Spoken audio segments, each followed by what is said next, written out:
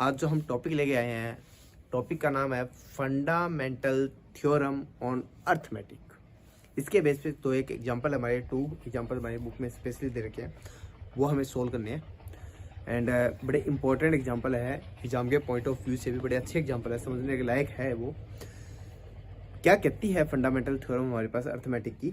Actually ये uniqueness को दिखाती है, किसकी? प्राइम फैक्टराइजेशन की।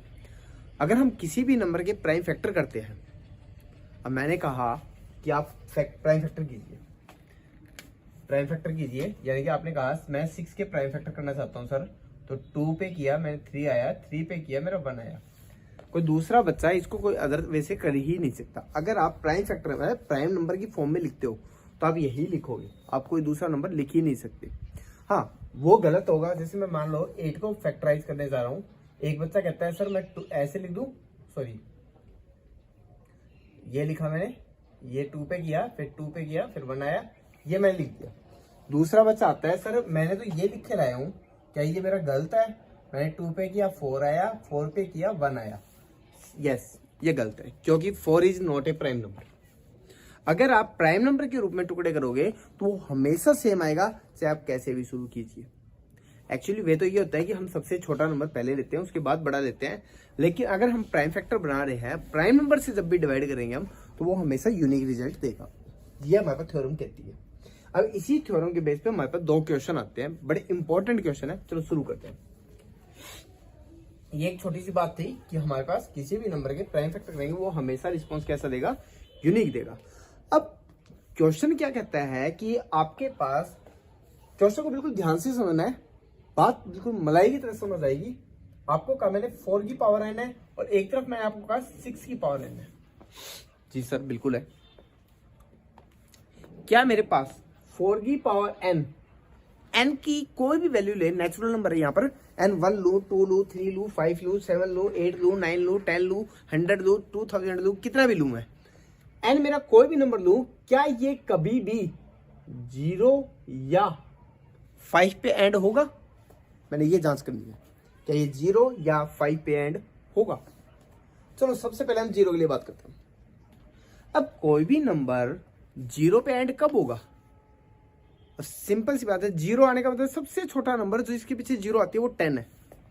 जी सर। अब 10 के मैं अगर फैक्टर बनाता हूं तो मेरे पास फैक्टर आते हैं 2 और 5। जी सर। यानी कि अगर कोई नंबर 2 और 5 उसके फैक्टर में आते हैं तो वो 0 पे खत्म हो सकता है। सर बिल्कुल सही बात है।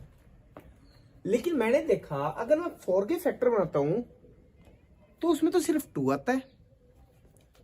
बिल्कुल सर। अगर मैं 4 के फैक्टर लिखता हूं तो वो आते हैं 2 × 2। सर राइट बात है। क्या ये कभी भी 5 इंक्लूड करेगा? सर बिल्कुल भी नहीं। अगर ये 5 इंक्लूड नहीं करेगा तो ये 0 पे एंड होगा? सर बिल्कुल भी नहीं। तो फंडामेंटल प्रिंसिपल आप कहोगे सर कहां लगी यहां पर? बेटा वो यहां लगी कि आप इसको ऐसे फॉर्मेट में लिख ही नहीं सकते जहां 5 आ जाए। आप इसे ऐसे फॉर्मेट में, इसका एक यूनिक ही है कि इसको यही लिखा जा सकता है, आप इसको ये कभी नहीं लिख सकते कभी। ये फंडामेंटल प्रिंसिपल यहां अप्लाई होता है कि हमारे पास जो इसके फैक्टर करेंगे वो सिर्फ यही है, इसके अलावा कोई दूसरी फॉर्म में हम इसको राइट नहीं कर सकते। By using the fundamental principle से हम कह सकते हैं कि ये कभी भी 5 को इंक्लूड नहीं कर सकता, ये कभी भी 5 को अपने साथ इंक्लूड नहीं कर सकता, इसीलिए ये कभी भी 0 पे खत्म नहीं हो सकता। सिंपल सी बात है सर, फिर तो 5 पे भी खत्म नहीं होगा, क्योंकि अगर मैं 5 पे खत्म करना चाहता हूं, जिस भी नंबर के फैक्टर में 5 आएगा एंड में, कोई भी नंबर है जिसके नंबर के 5 है, तो उसके प्राइम फैक्टर में जब भी करूंगा ना तो सर उसमें 5 आना कंपलसरी हो गया और 2 नहीं आना चाहिए। और अगर 2 आ गया तो फिर तो 0 बन जाएगा। यानी कि 5 के साथ सिर्फ और सिर्फ ओड नंबर हो सकते हैं आपके। ये बात भी सही है सर। 5 के साथ 3 हो सकता है, 5 के साथ 7 हो सकता है, 5 के साथ 9 आ सकता है। 9 का तो प्राइम फैक्टर फिर 3 हो गया ना। तो मतलब आपके पास 5 के साथ ओड प्राइम नंबर आएंगे, इवन प्राइम नंबर आ ही नहीं सकता 5 के साथ। तो इसका मतलब ये मेरा 5 पे भी खत्म नहीं होगा, यानी कि किसी भी वैल्यू के लिए। मेरे हिसाब से बात समझ आती है आपको। ये बात हमारी बुक में बड़ी लेंथी करके समझाई गई है, लेकिन इस बात को मैं बड़ी शॉर्ट में आपको बता रहा हूँ कि क्यों नहीं हो सकता 0 और 5 पे। ऐसे मैंने 6 का ले लिया, क्या मेरा ये नंबर 0 या 5 पे खत्म हो सकता है? सर ये भी नहीं हो सकता, क्योंकि जैसे मैं अगर 6 के फैक्टर बनाऊंगा तो मेरे 2 और 3 ये 2 आएंगे इसमें। सर बिल्कुल है। अगर मेरे को 0 पे खत्म करना है तो 2 के साथ सर 5 होना जरूरी था, लेकिन प्रिंसिपल ये कहता है कि प्राइम फैक्टर यूनिक होते हैं, आप इसको 5 की फॉर्म में लिख नहीं सकते। ओके, अगर मेरे को 5 पे एंड करना है तो मेरे को उसके साथ 2 नहीं चाहिए और 3 की जगह 5 चाहिए। सर मैं इसको ऐसे नहीं बदल सकता, अभी मेरे को जरूरत के अनुसार मैं कैसे बदल दूं इसको, क्योंकि प्रिंसिपल यही कहता है कि आप बदल नहीं सकते। ओके सर, तो यानी कि ये नंबर भी आपका 0 और 5 से कभी भी एंड नहीं होगा। तो इस बात को हमारी बुक में पूछा गया है, क्या हम 4 की पावर n या 6 की पावर n को किसी भी n के लिए, n आपका कितना भी लार्ज हो सकता है, कभी भी ये हमारे पास एंड होंगे विद 0 या 5। अगर आपके पास इस तरह का कोई भी क्वेश्चन आता है, कुछ शब्दों का है, वर्ड्स आप बुक से पढ़ोगे आपको बिल्कुल क्लैरिटी से समझाएगा। एक आपको एग्जाम्पल के तौर पे दे रखा है उसके अंदर, एनसीईआरटी की बुक्स में आप चेक करिएगा। एग्जाम्पल समझते पढ़ते ही अब आपको बिल्कुल क्लियर समझ आएगा कि संदेह में क्या कहना चाहे। तो इसके बाद में मैं आपको एक छोटा सा एग्जाम्पल और लेते हैं, जो हमारे पास क्या है कि कोई भी कंपोजिट नंबर है, हमने प्राइम फैक्टर तो हमें पता है कि यूनिक होते हैं हमेशा। मैंने वेरीफाई करना है, चेक करना है क्या वो कंपोजिट नंबर है या नहीं है। देखो अब मैं आपको बड़ा लॉजिकली एक चीज समझाने वाला हूँ, ध्यान देना बोर्ड की तरफ बिल्कुल। अब हमारे पास एक नंबर लिखा मैंने कि 3 multiply 7 multiply 15 multiply 17 multiply 19 multiply 23 plus 7 multiply मैंने लिख दिया यहाँ पर 9 मल्टीप्लाई 19 ये लिख दिया। मैं ये चेक करना चाहता हूं कि ये जो कंप्लीट नंबर है वो प्राइम नंबर है या कंपोजिट नंबर है। सॉरी यार, ये तो बहुत बड़ा नंबर हो गया कि हम कैसे बताएंगे कि ये प्राइम नंबर है या कंपोजिट नंबर है। तो बेटा मैं आपको बड़ी सिंपल सी छोटी छोटी क्लासों में जब नन्हे मुन्ने बच्चे थे हम तब सीखा था हमने कि प्राइम नंबर सर वही नंबर होते हैं जिनके सिर्फ 2 ही फैक्टर होते हैं। सर कौन कौन से? एक तो आप वो खुद उसका फैक्टर होता है या फिर 1 उसका फैक्टर होता है, इसके अलावा सर कोई फैक्टर होता ही नहीं। अब मैंने कहा 5 मेरा प्राइम नंबर है, क्यों? जब इसको फैक्टर करोगे 5 इंटू 1 लिखोगे। 3 मेरा प्राइम नंबर है, आप फैक्टर करोगे 3 इंटू 1 लिखोगे। आपके पास 7 प्राइम नंबर है, 7 इंटू 1 लिखोगे।